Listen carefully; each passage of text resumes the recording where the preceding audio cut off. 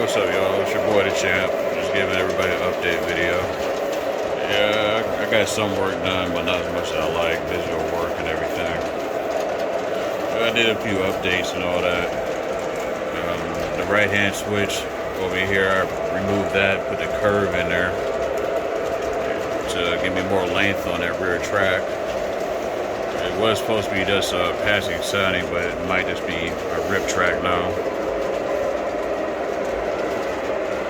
And the right hand turn switch I'm gonna put back there where that ES engine is sitting at. And I went ahead and connected it right here. I installed this guardrail switch on the bridge. Then I freed up another switch, put it over here. So I got two tracks over here now. And yeah, I know it's hanging over the side, so I'm gonna put some bracing around here and probably some girder work, make it look better. And the table right here, I haven't did anything with it yet. I want to put a turntable back there, but if I put the 32 back there, I don't know if I'll have any room for whisker tracks. And of course, you can see I got to re-level it a little bit. I did a little bit of ballast work on this table right here.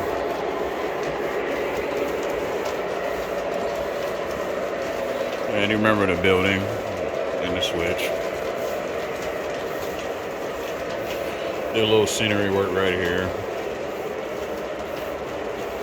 I did a little bit of scenery go over here, a little ballast work. Another yard, which I don't know what I'm gonna do with just yet. We got the tower. And the biggest thing I did so far was get the Ross 4-way yard switch.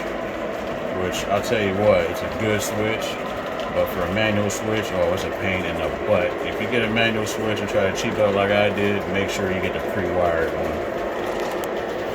But other than that, I installed the manual throws right here. I might take them out and put DZ1000s on them. Haven't made my mind up yet. This track is pre-wired, so this switch is live up until this point here. I had to put a feed line on this rail, I had to put a feed line on this rail. This track are on their own separate power feeds. So whenever I get the BPCs installed on here, I'll be able to shut each track off individually.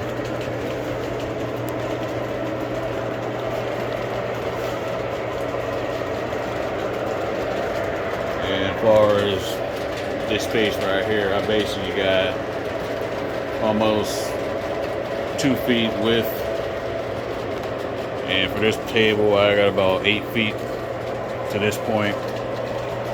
Down there I got maybe about 5 feet with additional half foot, give or take.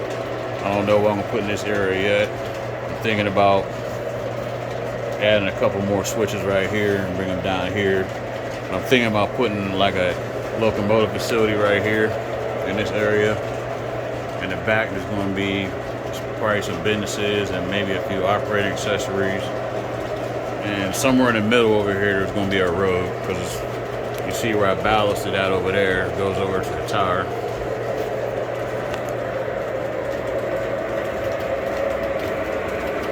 And over here you see I did a little bit of scenery work over here.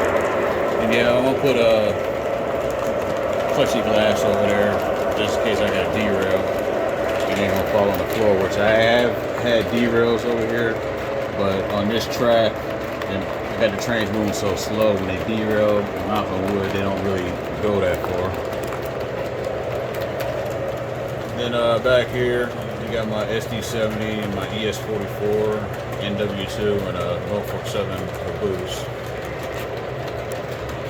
But as far as this section, if I keep these tracks, I'm gonna put a 3-way switch in right here, so I can get a couple more whiskers, then a straightaway, then another curve to curve around over this way, and dead end right there.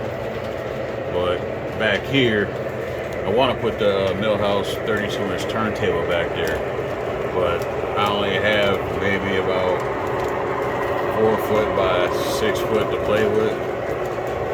And with my Challenger, which is not here right now, it's in the shop, it takes a little bit of room. And as far as right here, I want to put a lumber yard in there, because I got the spine car and the wood chip car here. This is a door factory with a boxcar sitting there.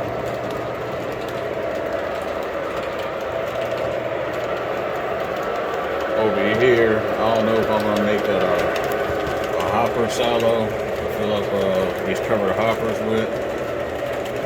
Right here, I don't know if I'm gonna keep it a yard or like a little intermodal facility. Got the dog food factory right here. I'm gonna put a couple more factories back there.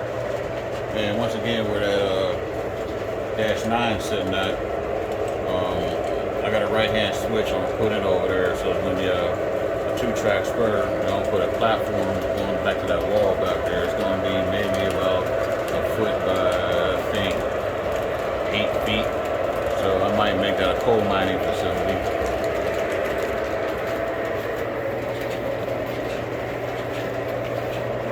And so other than that, that's about all that's going on. People ask me like how my setup is. Well, I straightened most of it up, but right here is my legacy base. I got 2 lined out 180 watt bricks, passenger cars, and I don't know if you can see it, but right here is the main panel. I got the TIU right there, the post-war GWL. I got the SCR2 and the ASC2 right there. Yeah, I know it's a mess, but I know where every line goes. And over there, I got 2 more SC2s, which I'm gonna get quite a bit more.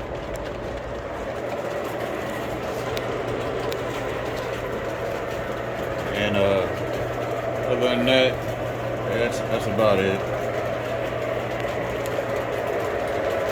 I'm out of straight tracks, and I actually can say it's been a long time since I've been out of straight. So if I'm out of straights, I've been doing some work. And as far as these lines right here, yeah, I want to cut them down a little and make them even all the way across.